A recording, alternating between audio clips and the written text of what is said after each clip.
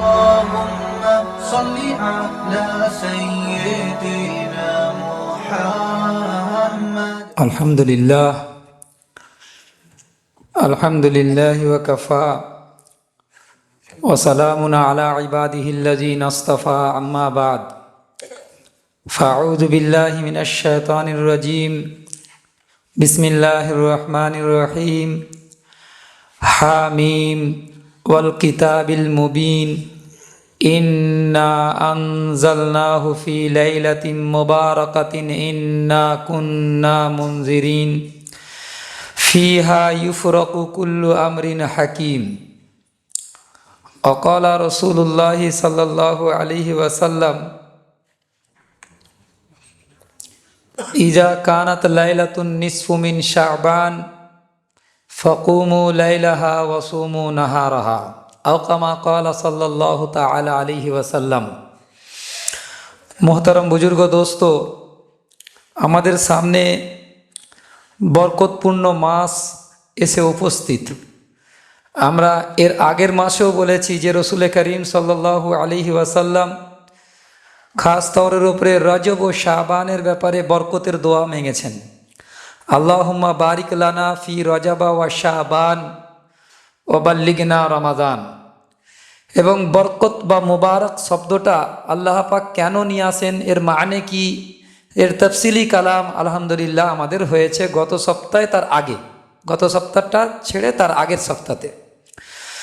যে কোনো জিনিস যদি বরকত শূন্য হয়ে যায়, সে জিনিস জাহিরি তওরের উপরে তো আরাম ও রাহাতের সামান হতে পারে, কিন্তু হাকিকাতান সেটা পেরেশানির সবব বানবে, মাধ্যম বানবে, যদি সেই জিনিস থেকে আল্লাহ পাক বরকত শূন্য করে দেন।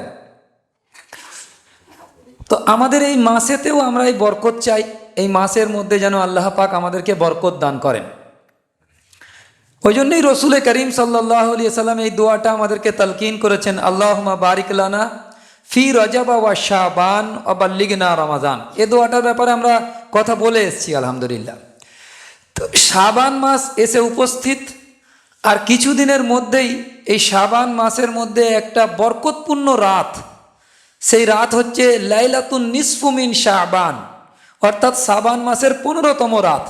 সেই রাত এসে উপস্থিত হবে আগামী শুক্রবারের আগের দিন, মানে বৃহস্পতিবারের দিবাগত রাত।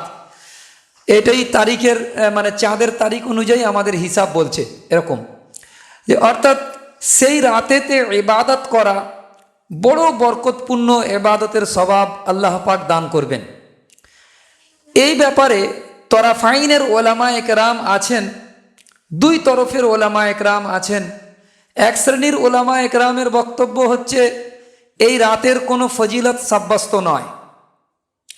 এই রাতের ফজিলত সম্পর্কিত যত আহাদিসে মোবারক আছে সেগুলো মৌজু বা জাল, তাদের বক্তব্য। কিন্তু বিলাদে আরবের আনোয়ার শাহ সানি আল্লামা জায়েদ আল কাউসারি রাহিমাহুল্লাহ তাআলা, তিনি তার মাকালাতে কাউসারিতে ফজিলাতুল লাইলাতুন নিসফু মিন শাবান এর অধ্যায় বেঁধেছেন। সেখানে সর্বমোট 9টি হাদিস তিনি উল্লেখ করেছেন। 9টি হাদিস উল্লেখ করার পরে তিনি উল্লেখ করেছেন যে 5টি হাদিস ওয়াকিয়াতান মৌজু, দুর্বল। এর মধ্যে মৌজু আর দুর্বল সম্মিলিতভাবে আছে। কিন্তু 3 হাদিসের ব্যাপারে আল্লামা জায়েদ আল কাউসারি রহমাতুল্লাহি তাআলা আলাইহি তার মাকালেতে কাউসারির মধ্যে পরিষ্কার লিখেছেন যে এই 3 হাদিস এমন মজবুত যার উপরে ইস্তেদলাল করা চলবে বলে তিনি লিখেছেন। এর উপরে বহু কিতাবের তাসদিকাত আছে, আমরা সেগুলো উল্লেখ করব ইনশাআল্লাহ তাআলা। সর্বপ্রথম আমরা দেখতে চাই যে কোরআনে পাকের মধ্যে এর কোনো দলিল আছে কিনা। সর্বপ্রথম আমরা এটা দেখব যে শবে বরাতের যে ফজিলত সম্পর্কিত এই রাত, এর প্রমাণিকতায় কোরআন শরীফের কোনো আয়াত এর দ্বারা প্রমাণিত হচ্ছে কিনা। খাস তওরের উপরে সূরা দুখানের এই আয়াত, হামিম ওয়াল কিতাবিল মুবিন, ইন্না আনজালনাহু ফি লাইলাতিন মুবারাকাতিন ইন্না কুন্না মুনজিরিন, এই যে আয়াতটা বলা হয় যে আমি একে নাজিল করেছি এক বরকতময় রাতে, আমি তো সতর্ককারী। তো এখানে বরকতময় রাত বলতে লাইলাতুম মুবারাকাতিন, এই যে শব্দটা লাইলাতুম মুবারাকা, এই লাইলাতুম মুবারাকা মানে কোন রাত? আমার হাতে আছে তাফসিরে মুআজিজুল কোরআন, ইনি লিখেছেন আল্লামা আব্দুল কাদের দেহলভী রহমতুল্লাহ আলাইহি।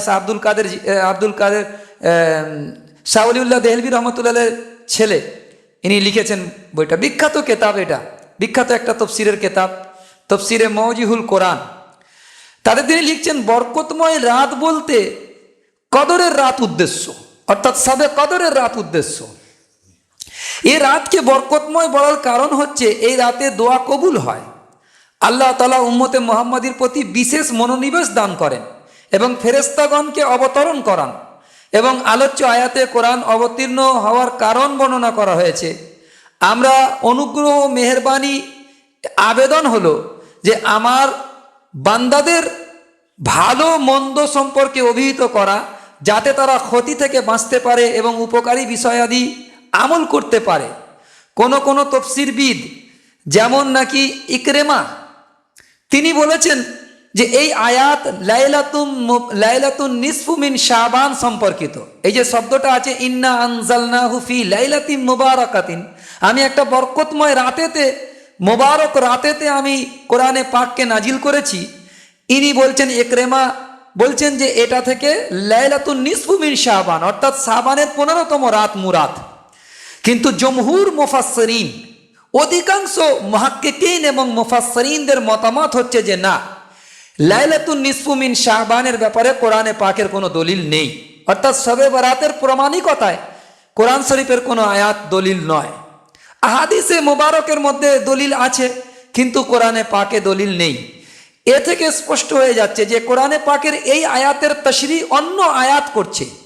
একটা মোকাম্মল সূরা আল্লাহ পাক নাজিল করেছেন, ইন্না আনজালনাহু ফি লাইলাতুল কদর ওয়া মা আদরাকা মা লাইলাতুল কদর খায়রুম মিন আলফি শাহর। একটা মোকাম্মল সূরা আল্লাহ পাক নাজিল করেছেন, যে কোরআন নাজিল হয়েছে লাইলাতুল কদরেতে। ইন্না আনজালনাহু ফি লাইলাতুল কদর, এখানে লাইলাতুল কদরকে পরিষ্কার কোরআন সারাহাতান জিকির করেছে।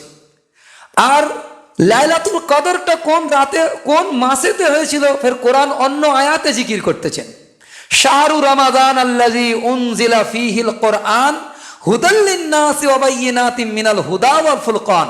এই আয়াতে স্পষ্ট বয়ান করেছেন যে লাইলাতুল কদর হচ্ছে রমজানুল মুবারক মাস, এতে যেহেতু কোরআন নাজিলের মাস। কিন্তু আশরাফ আলী থানভী রহমাতুল্লাহি তাআলা আলাইহি তিনি একটা ব্যাখ্যা দিয়েছেন, যাতে করে এই দ্বিমতটাকে একটা সমাধান দেওয়া যায়। এই দ্বিমতের একটা সমাধান উনি এইভাবে পেশ করেছেন, যেটা এখানেও উল্লেখ করেছে, কিন্তু থানভী সাহেবের নাম না নিয়েই উল্লেখ করেছেন। ইনি এটা যেহেতু অন্যরাও ব্যাখ্যা করেছেন, সেই জন্য এখানে লিখছেন, পৃথক করা হয়, অর্থাৎ কোরআনে পাককে পৃথক করে লৌহে মাহফুজের মধ্যে সংরক্ষিত করা হয়। এটা করার পরেই এ সমস্ত নথিপত্র আল্লাহ পাক ফেরেশতাদের হাতে হস্তান্তর করেন। পুরো 30 পারা কোরআনের নথিপত্র আল্লাহ সুবহানাহু ওয়া তাআলা ফেরেশতাদের হাতে হস্তান্তর করেন। আর এই হস্তান্তর হয়েছিল ফেরেশতাদের হাতে লাইলাতে মুবারাকা, অর্থাৎ লাইলাতুন নিসফু মিন শাবান, শবে বরাতের রাত্রে।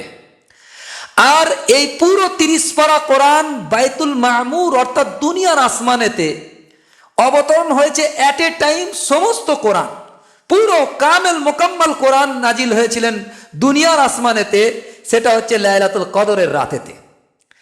আর ওই কদরের রাতে ওইখানে অবতীর্ণ হয়েছিল বাইতুল মামুরের মধ্যে, সেখানে পুরো 30 পারা কোরআন শরীফ দুনিয়ার আসমানে অবতীর্ণ হয়ে যায় লাইলাতুল কদরে। আর লাইলাতুল কদর থেকে কিছু মানে বাইতুল মামুর থেকে, ওখান থেকে কিছু করে সময় বিশেষে আল্লাহ সুবহানাহু ওয়া তাআলা রসুলে পাক সাল্লাল্লাহু আলাইহি সাল্লামের কাছে 23 বছরেরও কিছু বেশি সময় ধরে কোরআনে পাককে অবতীর্ণ করলেন। তাহলে গেল কি, সমস্ত ফজিলতের যে বয়ানগুলো ইখতিলাফপূর্ণ, মতবিরোধপূর্ণ, সেই মতবিরোধের সমাধান আমাদের আকাবিররা দিয়ে দিয়েছেন। আর আমরা কোরবান যাই, আমাদের আকাবিরদের ইলম আল্লাহ পাক এত দিয়েছিলেন যে মতবিরোধকে কিভাবে তারা একটা সুষ্ঠু সমাধান দিয়ে মানুষকে একটা রাহাতের জায়গা, একটা সহি রাস্তা বাতলে দিতেন। আশরাফ আলী থানভী রহমতুল্লাহের এই কথা শুনে আমি বড় অবাক হয়ে গেছি যে আমাদের আকাবিরদের কত গভীর জ্ঞান ছিল ইসলামের ওপরে, ওনারা পরিষ্কার এই কথাটার ব্যাখ্যা দিয়েছেন। কিন্তু আমরা দেখতে পাই যে শবে বরাতের ব্যাপারে বিখ্যাত একটি কেতাব আমাদের হাতেই আছে, আল এতেবার বিমা ওয়ারাদা ফি লাইলাতুন নিসফু মিন শাবান মিনাল আহাদিস ওয়াল আসার। এই কেতাবটা একটা বিখ্যাত কেতাব, শুধু আরবিতে লেখা হয়েছে, বইটা পুরোটাই আরবিতে লেখা হয়েছে। এটা খুবই বিখ্যাত একটা কেতাব, এই শবে বরাতের প্রমাণিকতার উপরে লেখা হয়েছে। সমস্ত বড় বড় ইমামদের হাওয়ালা সমেত এখানে লেখা হয়েছে, প্রমাণ করা হয়েছে যে এই রাতের ফজিলত সাব্যস্ত আছে। এবং আমরা দেখতে পাই এ ব্যাপারে আর একটা কেতাব আছে, সারাহাতান ফি লাইলাতুল বারা, বিখ্যাত কেতাব এটাও। মুফতি দেলওয়ার হোসেন সাহেবের লেখা, বাংলাদেশে এখনো হায়াতে আছেন তিনি। মুফতি তাকি উসমানী সাহেবের কাছে দামাত বরকাতুহুম, ওনার কাছে উনি ইফতা পড়েছেন। আর এই কেতাবের মলাটের মধ্যেই আবার তাকি উসমানীর মধ্যে আছে, তাকি উসমানী সাহেবের বইটা এর মধ্যে এই একই মলাটে আছে। শবে বারাত কি হাকিকত তাকি উসমানী সাহেবের এই একই মলাটে আছে, দুজনের ছাত্র ওস্তাদের দুজনের কেতাব। এর আসল কেতাবটা ছিল সারাহাতান ফি লাইলাতুল বারা, ওটা আরবি কেতাব, ওটা আমাদের সংগ্রহে নেই, কিন্তু বিখ্যাত কেতাব ওটা। ওরই একটা সংক্ষিপ্ত সার আমাদের হাতে আছে। এখানে শবে বরাতের যে মাস, প্রথম তো এই মাসের ফজিলত সাব্যস্ত আছে সহিহ বুখারী থেকে। হাদিস হচ্ছে হযরতে আয়েশা রাদিয়াল্লাহু তাআলা আনহা, তিনি বলছেন যে আমি রসুলে করিম সাল্লাল্লাহু আলাইহি ওয়াসাল্লামকে রমজান মাস ছাড়া অন্য কোনো মাসে পূর্ণ মাস রোজা রাখতে দেখিনি। রমজান মাসে পূর্ণ মাস রোজা রেখেছেন রাসূলুল্লাহ সাল্লাল্লাহু আলাইহি ওয়াসাল্লাম। এটা ছাড়া অন্য কোনো মাসে পূর্ণ মাস, পুরো এক মাস রোজা রেখেছেন। 12 মাসের মধ্যে কোনো মাসে আমি দেখিনি, শুধুমাত্র রমজান ছাড়া। তারপরেই বলছেন, পরক্ষণে বলছেন যে শাবান মাসের মতো এত নফল রোজা রাসূলুল্লাহ সাল্লাল্লাহু আলাইহি সাল্লামকে অন্য কোনো মাসে রাখতে দেখিনি।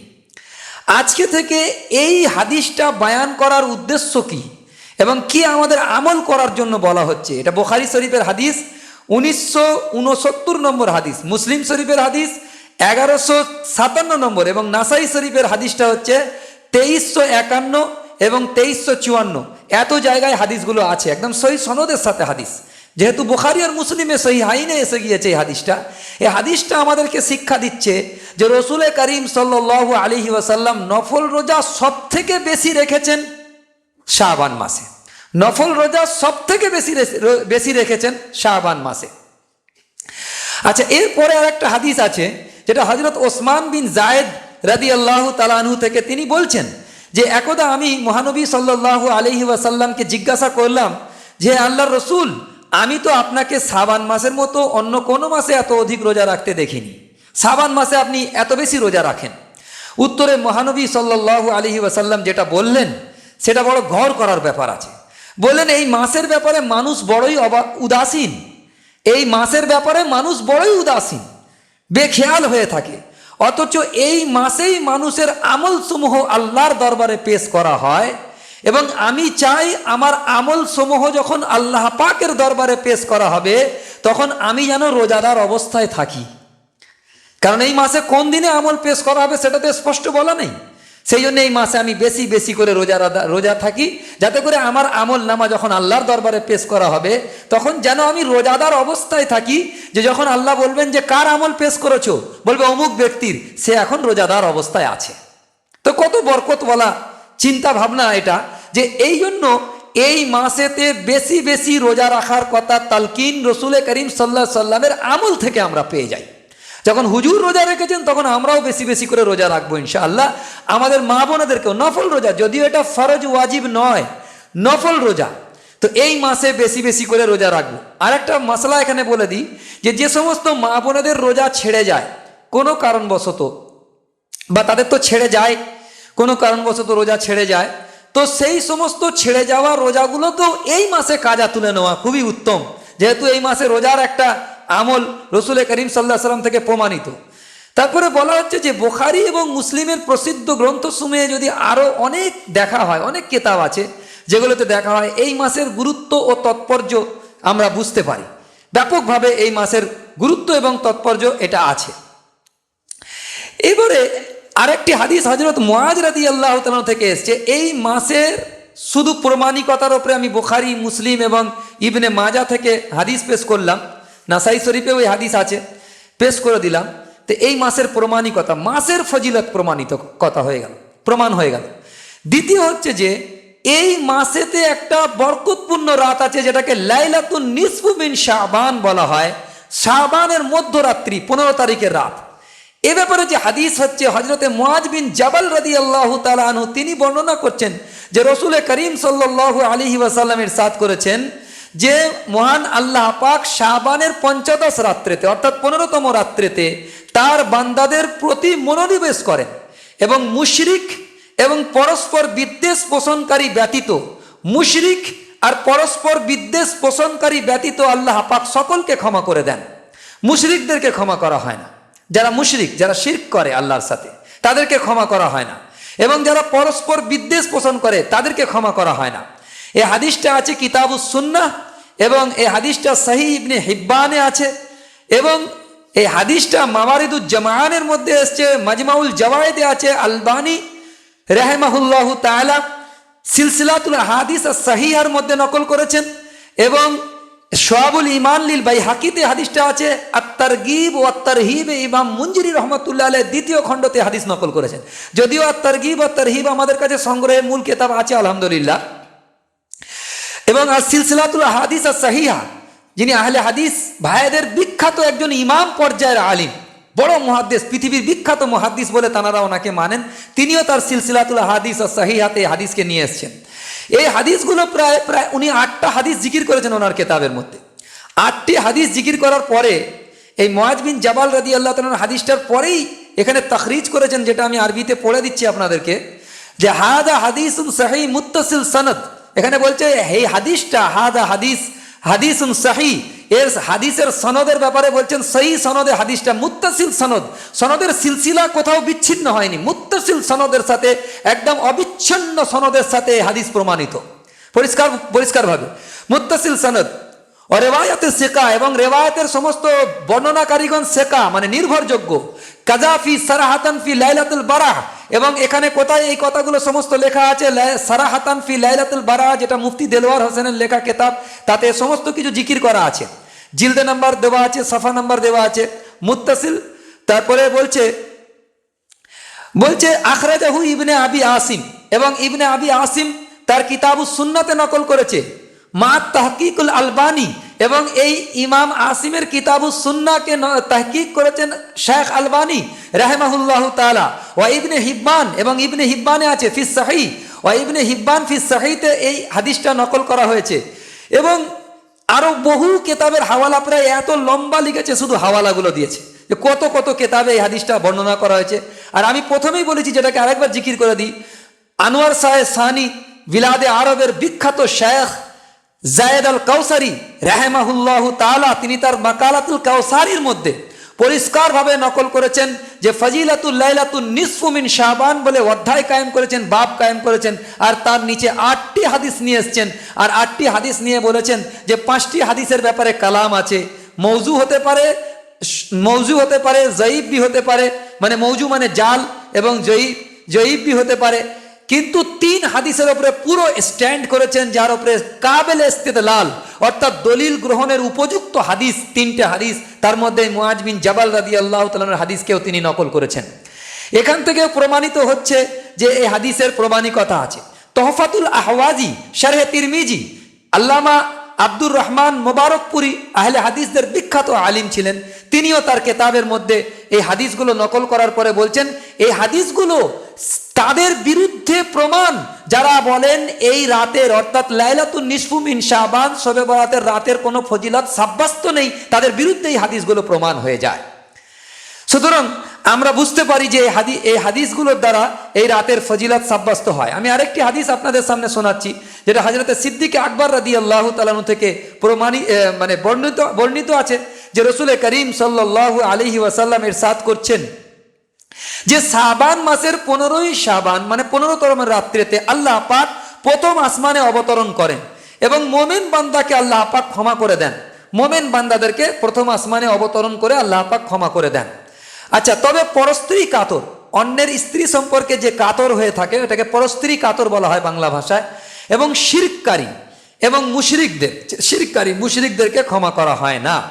এই হাদিসটা শুআবুল ঈমান লিল বাইহাকি কিতাবুস সুন্নাতেও আছে এবং সিলসিলাতুল হাদিস আস-সহিহাতে আছে, বহু কিতাবের মধ্যে এই হাদিসটি আছে। হযরত আবু হুরায়রা রাদিয়াল্লাহু তাআলা আনহু থেকেও আরেকটি হাদিস আছে যে রসুল করিম সাল্লাল্লাহু আলাইহি সাল্লাম ইরশাদ করছেন 15ই শাবান রাতেতে আল্লাহ পাক তার বান্দাদেরকে ক্ষমা করে দেন, মুশরিক এবং পরস্ত্রী কাতর ব্যক্তিদের বাদ দিয়ে বাকি সকলকে ক্ষমা করে দেন। এটা হচ্ছে মুসনাদে বাজ্জারে আছে, মাজমাউল জাওয়ায়েদে আছে, সিলসিলাতুল হাদিস সাহিহা আল্লামা আলবানির লেখা তাতেও আছে।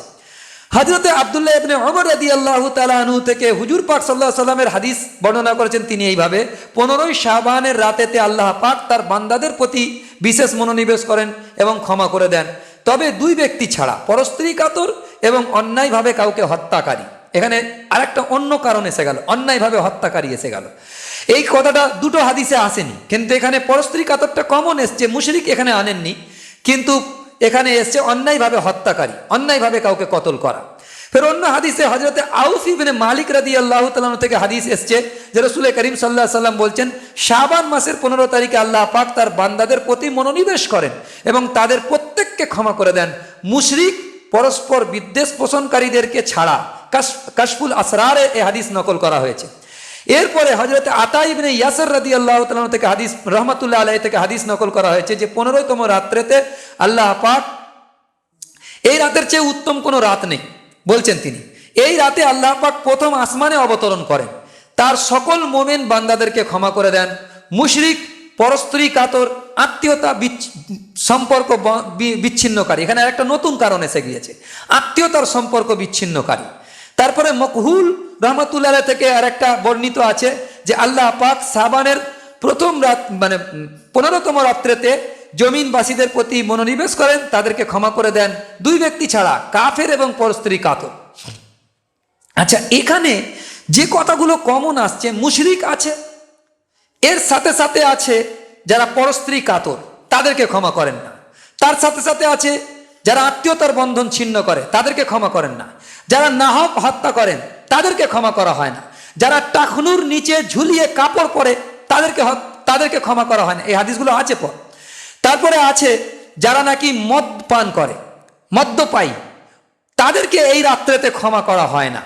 এখন যে কটা কারণ আমি গোনালাম, আরেকবার পয়েন্টগুলো আমরা গুনে নিই, যে যারা নাকি মুশরিক, যারা পরস্ত্রী কাতর, যারা অন্যায়ভাবে কাউকে হত্যা করে, যারা আত্মীয়তার বন্ধন ছিন্ন করে, যারা টাকনুর নিচে পর্যন্ত ঝুলিয়ে কাপড় পায়জামা বা ইজার পরে থাকে, যারা মদ পান করে, যারা মা বাপের নাফরমান, আমার কথাগুলো সবকটা সবকটার হাদিস আছে, মা বাপের নাফরমানদেরকেও এই রাতেতে তাদের দোয়াকে তাদের ক্ষমা করা হয় না, তাদের দোয়া কবুল হয় না। এখন আমরা এই কটা কারণের মধ্যে ধরুন কোনো একটা কারণ আমার মধ্যে আছে, হতেই পারে, বা আপনাদের মধ্যে আছে কোনো একটা কারণ বা দুটো কারণ বা তিনটে কারণ থাকতেই পারে, তাহলে এই রাতে জেগে ইবাদত করে আমাদের কি লাভ? এটা একটা প্রশ্ন।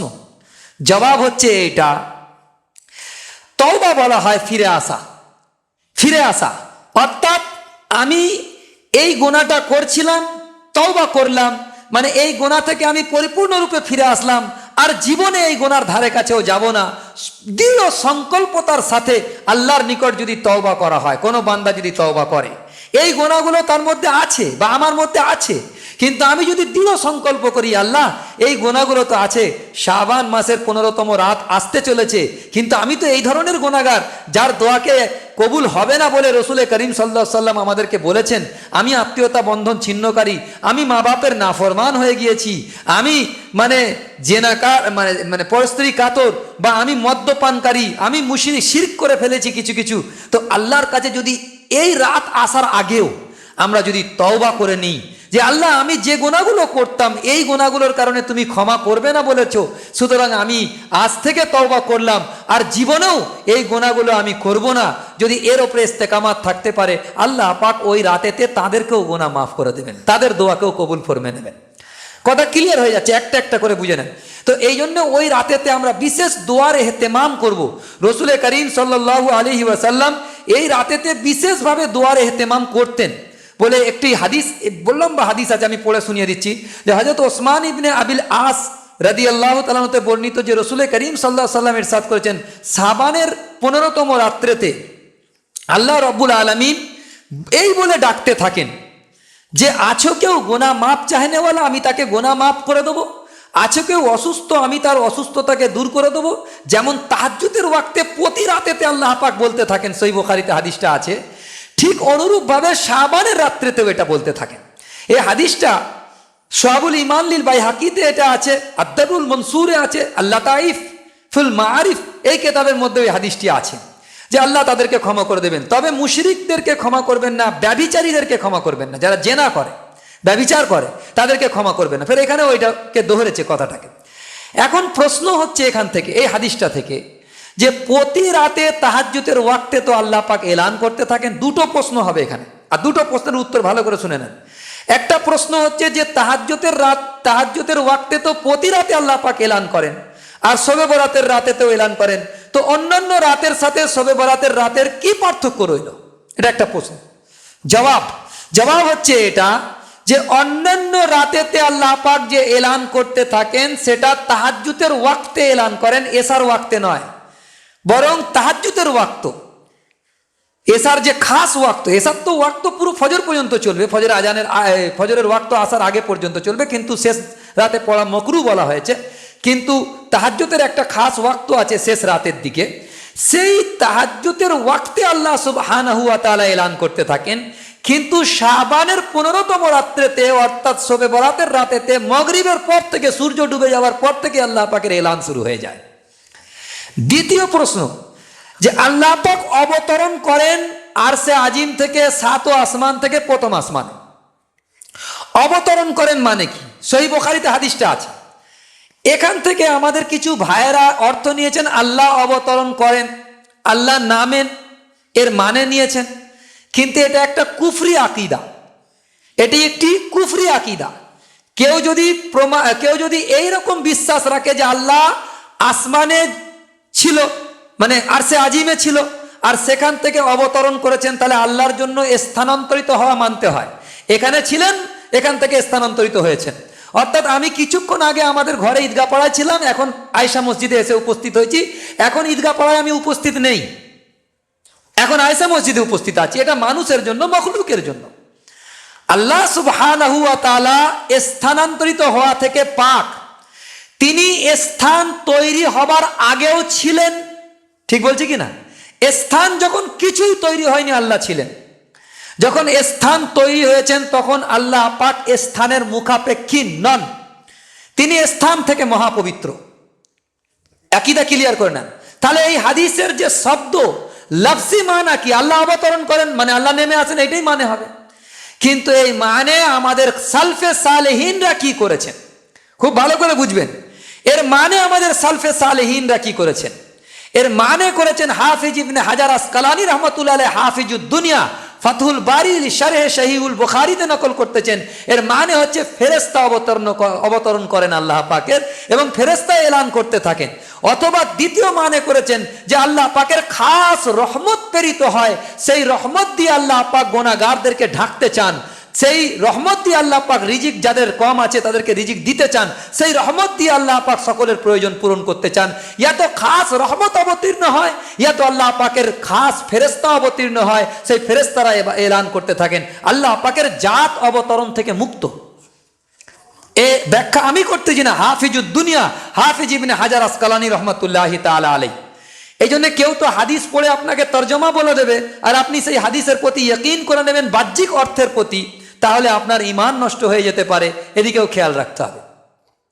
দাঈ যখন দাওয়াত দেবে, তার দাওয়াতের বিষয়বস্তু সম্পর্কে সর্বপ্রথম তাকে ইলম হাসিল করতে হবে। ইলম নেই তো কিসের দাওয়াত? এ ব্যাপারে মুফতি মোহাম্মদ তাকি উসমানী দামাত বারকাতুহুম, তানার কথাকে আমি নোট করাতে চাইছি আপনাদেরকে, সোনার অক্ষরে লিখে রাখা দরকার। এত গুরুত্বপূর্ণ একটি কথা তাকি উসমানী সাহেব দামাত বারকাতুহুম তিনি বলেছেন। সেটা কি বলছেন? যখন কেউ দাওয়াত দেবে তখন 3 জিনিসের প্রতি খেয়াল রাখতে হবে। ওয়াজ করবে বা দাওয়াত দেবে, 3টে জিনিসের প্রতি খেয়াল রাখতে হবে।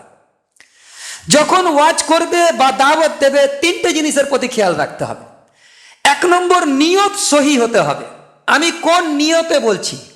আমি কাউকে ঠেস পৌঁছানোর নিয়তে বলছি, তাহলে নিয়ত গলত। এ নিয়তে কোনো উপকার হবে না, এই দাওয়াতে কোনো উপকার হবে না, কেউ ফায়দা পাবে না। না দাঈ ফায়দা পাবে, না যাকে দাওয়াত হচ্ছে সে ফায়দা পাবে। নিয়ত হবে লিল্লাহিয়াত, আমার আল্লাহকে রাজি করার জন্য আমি বলছি। আমার আল্লাহ খুশি হবে, আমি আমার আল্লাহর দিকে ডাকতেছি, পুরো নিয়ত একদম এখলাস থাকবে, লিল্লাহিয়াত থাকবে পরিপূর্ণ। 2 নম্বর পয়েন্ট, যে তরিকা সহি হতে হবে। তরিকা সহি, কাউকে শাসানোর নিয়তে আমি বলছি না, কাউকে তাচ্ছিল্য করার নিয়তে না, কাউকে হেয় প্রতিপন্ন করার নিয়তে আমি বলছি না, পুরো তরিকা ঠিক থাকতে হবে, সুন্নত তরিকা মোতাবেক দাওয়াত দিতে হবে। 2 নম্বর হয়ে গেল। যদি তরিকার গন্ডগোল হয় তবে উপকারী হবে না। 3 নম্বর পয়েন্ট হচ্ছে, যে কথাটা আমি বলবো সেই কথাটা হক হতে হবে, খুব নিয়ত সহি আছে, খুব তরিকাও সহি আছে, একদম কেঁদে কেঁদে বলছি আমি, তরিকাও সহি আছে, নিয়তও সহি আছে, কিন্তু কথাটা না হক, চলবে? কথা বোঝা যাচ্ছে যে 3টে কথাকে, তরিকা একদম সহি আছে, নিয়ত বি সহি আছে, একদম লিল্লাহিয়াতের সাথে বলছি, কিন্তু কথা গলত বলছে, চলবে? চলবে না। একটা উদাহরণ আমি টানছি আপনাদের সামনে বোঝার জন্য, যে আমি একদিন বকুলতলা মসজিদে, বহুদিন আগেকার কথা, প্রায় 10 বছর আগেকার কথা, বকুলতলা মসজিদে রাস্তার ধারে মসজিদে বসে আছি, তো একজন সাথী বায়ান করছেন, বিখ্যাত সাথী, তো তিনি এখন মৌলানা ফারেগও হয়েছেন, তিনি বায়ান করছেন হজরতে ইউনুস আলাইহিস সালাম দাওয়াতের কাজে কিছুটা গাফলতি করেছিল, সেই কারণে তাকে মাছের পেটে যেতে হয়েছিল শাস্তি স্বরূপ। আমি ওই বায়ানে বসেছিলাম, তো যখন ওনাকে বললাম যে আপনি এই গলত কথা বলেছেন, মুসা আলাইহিস সালাম ওই কারণে যাননি, আর দাওয়াতের কাজেতে কোনো নবী সামান্যতম গাফলতি করেনি, কথা বড় এখলাসের সাথে বলছিল, বড় তরিকা মেনে বলছিল, কিন্তু কথাটা পুরো গলত। ওনাকে পুরো আমি বললাম। তো এই জন্যে কথা ঠিক হবে, আর নিয়ত কি ঠিক হতে হবে, আর তার সাথে সাথে তরিকাও ঠিক থাকতে হবে, তবে কথা কার্যকর হবে। যেমন আরেকটা কথা আমি উদাহরণ টানছি, কেউ বলছে, আমাদের অনেকজনকে আমি বলতে শুনেছি, আমার এই বয়সে আমি অনেকজনকে বলতে শুনেছি, যে হজরতে আইয়ুব আলাইহিসসালামের শরীর পচে গিয়েছিল, এত দুর্গন্ধ বেরিয়েছিল শরীর পচে গিয়ে, যে মহল্লার বাসীরা মনে করলো যে এনাকে এখানে রাখলে আমাদের কষ্ট হচ্ছে গন্ধতে, সুতরাং এনাকে এই মহল্লা ছেড়ে অন্য এক জায়গায় ওনাকে স্থানান্তরিত করে দেওয়া হোক, যাতে করে তিনি আর কি তাদের গন্ধ থেকে আমরা বেঁচে যেতে পারি, গন্ধ থেকে, দুর্গন্ধ থেকে আমরা বাঁচতে পারি। ইয়াকিন জেনে নেন, কথাটা যতই ভালোভাবে বলুক আর যতই এখলাসের নিয়তে বলুক, কথাটা পুরো ভুল। কোন নবীদের শরীর না জীবিত অবস্থায় পচবে, না ইন্তেকালের পরে কবরে পচবে। আহলে সুন্নাত ওয়াল জামাতের আকীদা জেনে নেন, এইটা পুরো আকীদা আমাদের। ইবনে মাজাতে হাদিস আছে, আল বিদায়া ওয়ান নিহায়াতে হাদিসটা নকল করা হয়েছে কি, যে কোন নবীর শরীর না জীবিত অবস্থায় পচবে আর না ইন্তেকালের পরে কবরে পচবে, বা মানে পুরোপুরি সঠিকভাবে যেমন ছিল তেমন থাকবে, কোনো পচন ধরবে না। কেন? নবীদেরকে পাঠিয়েছে দাওয়াত দেওয়ার জন্য, তো দায়ীর শরীর থেকে যদি দুর্গন্ধ বার হতে থাকে, তো তার দাওয়াত শুনবে কে? সব তো পালিয়ে যেতে থাকবে। সেই জন্য এই ধরনের কথাবার্তার ব্যাপারে আমি কয়েকটা কেতাবের নাম বলছি। মুফতি শফি সাহেব লিখেছেন, সাইখুল হিন্দ রহমতুল্লাহ আলাইহি ওনার কেতাবে লিখেছেন, এবং হিফজুর রহমান সাহেরবি রহমতুল্লাহ আলাইহি কসাসুল কোরআনে লিখেছেন, তারপরে সাব্বিদ আহমদ উসমানী সাহেব নকল করেছেন, জালালউদ্দিন কাসেমি নকল করেছেন, এবং এর উপরে তাফসীর মে ইসরাইলিয়াত ও মওজুআত বলে কুয়েত থেকে বেরিয়েছিল বিখ্যাত কেতাব, আসির আদরবির কেতাবটাও আমার কাছে আছে আলহামদুলিল্লাহ। এগুলো অনেক বেশি পড়ার ব্যাপার আছে, নাহলে এগুলো আয়ত্তে আসবে না, তো সেটাতেও এই সব কথাগুলো লেখা আছে। আচ্ছা, এরপরে আমি কয়েকটা কথা বলে দেবো, সময় খুব সংক্ষিপ্ত, যে আমাদেরকে ওই রাতেতে কবরস্থান যাওয়ার ব্যাপারে যে কথাটা হয়, সেটা আমি পুরো নকল করছি থানভী সাহেব রহমতুল্লাহ আলাইহি থেকে, যে হযরত মাওলানা আশরাফ আলী থানভী রহমতুল্লাহ আলাইহি বলছেন যে এই রাতেতে দান সদকা করা এবং গরিবদেরকে খানা খাওয়ানো, এবং তার সাথে সাথে এইটা উনি বলছেন যে কবরস্থানে গিয়ে তিনি ইসালে সওয়াব করা তিনি মোস্তাহাব বলেছেন কবরস্থানে গিয়ে। তবে দান সদকা করা কিংবা খানা পাকানো ইত্যাদি এই রাতে মোস্তাহাব আমল সুমের অন্তর্ভুক্ত নয়, কিন্তু এটা করার কথা বলেছেন। পরবর্তীতে হযরত থানভী রহমতুল্লাহ আলাইহি ইমদাদুল ফতোয়ার 4 নম্বর খণ্ড 28 নম্বর পৃষ্ঠাতে তিনি লিখছেন, আমি আমার বক্তব্যের দ্বিতীয় অংশটি বর্জন করলাম। প্রথম অংশটি পূর্বের কথায় বাহাল থাকা সত্ত্বেও আমি কবরস্থানে না যাওয়াটাই অধিক সতর্কতা মনে করি। এটা থানভী সাহেব লিখেছেন, অধিক সতর্কতা। কারণ কবরস্থানে গিয়ে আজকালকার আমরা যে সমস্ত রসম ও রেওয়াজের মধ্যে পড়ে যাচ্ছি, সেই রসম রেওয়াজ থেকে আমাদেরকে বাঁচতে হবে, রসম রেওয়াজ থেকে বাঁচতে হবে। আর তার সাথে সাথে আমরা মসজিদগুলোকে অযথা লাইটিং করতেছি। আল্লামা আব্দুল হাই ফারেঙ্গি মাহাল্লি রাহেমাহুল্লাহ তাআলা নাফুল মুফতি ওয়া সাইল কিতাবের 138 নম্বর পৃষ্ঠায় বলছেন, শবে বরাত এবং শবে কদরে বাজার ঘাট এবং মসজিদগুলোকে অপ্রয়োজনীয়ভাবে আলোকিত করার যে প্রচলন আমাদের এলাকায় দেখা গিয়েছে, এটা জায়েজ কি? এনে উত্তর চেয়েছেন ওনার কাছে। তিনি বলছেন এটা বেদাত, তিনি বলছেন এটা বেদাত। আর তারপরে এই রাতের উদ্দেশ্যে আমরা কি করি? হালুয়া রুটি করি। সে ব্যাপারে দেখুন, মক্কা শরীফের বিশ্ব মুসলিম পরিষদের দারুল উলুম দেওবন্দের মুফতি, বিশ্ব মুসলিম পরিষদের দারুল উলুম দেওবন্দের মুফতি আল্লামা নিজামুদ্দিন রহমতুল্লাহি তাআলা আলাইহি, তিনি নির্দিষ্টভাবে শবে বরাতের দিন রুটি তৈরি করে নিজে খাওয়া এবং অন্যদেরকে খাওয়ানো যে প্রচলন আছে, এটি একটা এবাদত মনে করে বা জরুরি যদি মনে করে তবে এটা বেদাত হবে, সেই জন্য এটা বর্জনীয়। তারপরে বলছেন, কিন্তু যদি এবাদত মনে করে কেউ না করে, ধর্মের নিয়ম মনে করে না করে, তাহলে এটা একটা রসম ও প্রথার রূপ নিয়েছে, সুতরাং এ থেকেও বেঁচে থাকা দরকার। ইনি লিখেছেন কোন কেতাবে? নিজামুল ফতোয়া 1 নম্বর খণ্ড 174 নম্বর পৃষ্ঠায়। আহসানুল ফতোয়াতেও এই কথাই লেখা আছে এবং মুফতি মোহাম্মদ তাকি উসমানী সাহেব তাঁর কেতাবেও এই কথা লিখেছেন। এটা নাসিরউদ্দিন চাঁদপুরি সাহেবের কেতাব, আমি ওই কেতাব থেকেও নকল করে দিলাম। এই সমস্ত জিনিসগুলো আমাদের সামনে থাকতে হবে যে আমরা এই রাতে নফল ইবাদত করব। আরেকটি ব্যাপার যে আমরা মসজিদে একত্রিত হব না, একত্রিত হবার জন্য কোনো ইন্তেজাম করব না। হ্যাঁ, মসজিদে কোনো বায়ান হচ্ছে, ইলমি মাজালিস কায়েম হচ্ছে, তার জন্য ডাকা হাঁকা হতে পারে যে ইলমি মাজালিস হচ্ছে, আপনারা ইলমের মজলিসে আসেন। কারণ ইবনে মাজাতে হাদিস আছে, ইলমের মজলিসে একটা যদি অধ্যায় পড়ে তো সেই অধ্যায় কি আছে, তো 1000 রাকাত নফল নামাজের থেকে উত্তম হয়ে যাবে। সেই জন্য ইলমের মাজালিসের জন্য ডাকা যেতে পারে। নফল নামাজ বাকায়দা জামাত করে পড়ার জন্য মসজিদে হাজির হওয়া বা মসজিদে একত্রিত হওয়া নফল নামাজ পড়ার জন্য, এ ব্যাপারে বিখ্যাত কেতাব যেটা আমাদের ফিকহের মানে ইবতেদায়ী কিতাবের মধ্যে নুরুল ইজাতে লেখা হয়েছে যে 2 ঈদের রাত এবং লাইলাতুল কদরের রাত, লাইলাতুল নিসফু মিন শাবান, শবে বরাতের রাতে মসজিদে একত্রিত হওয়া মাকরুহ। পরিষ্কার শব্দ আছে, ওই শব্দটা মসজিদে একত্রিত হওয়া মাকরুহ, এটা ওই কেতাবে আছে নুরুল ইজাতে। নিচু লেভেলের কেতাব, মানে নিচু ক্লাসে পড়ানো হয়, কিন্তু এটা আমাদের ফিকহের ইবতেদায়ী কেতাবের মধ্যে শামিল, তাতেও এই কথাটা এসে গেছে। আল্লামা শরম্বুল আলী রহমতুল্লাহ এই কথা লিখেছেন। আল্লাহ পাক আমাদেরকে এই সমস্ত বেদাত থেকে এবং এই রাতে আমরা বেশি বেশি করে দোয়া করব এবং নফল নামাজ পড়ব। আল্লাহ পাক আমাদেরকে আমল করার তৌফিক দান।